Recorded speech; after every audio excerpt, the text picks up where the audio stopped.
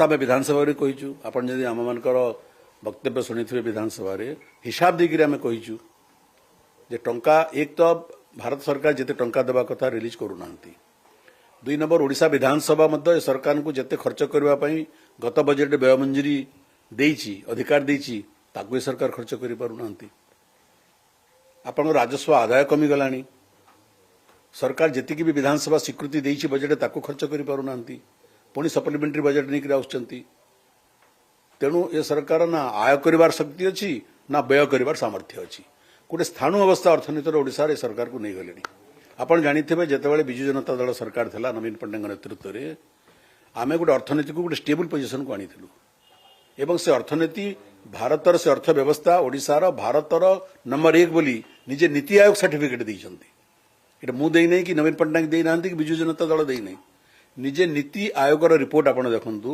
नीति आयोग कहिसंती जे 2023-24 सुधा अर्थनीति नियंत्रण क्षेत्र रो परिचालन क्षेत्र रे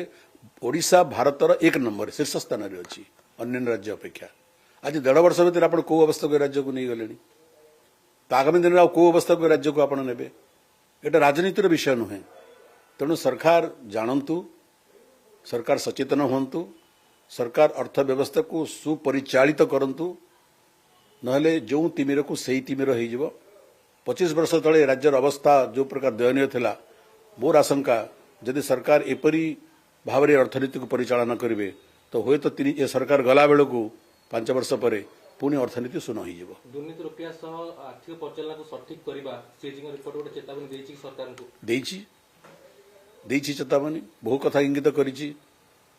किंतु मु जहाँ कहली जानिबार इच्छा थिले सिना शिखिबार इच्छा थिले सिना परिवर्तन आनिबार इच्छा थिले सिना जोटा भूल होइछि ताको सुधारबार इच्छा थिले सिना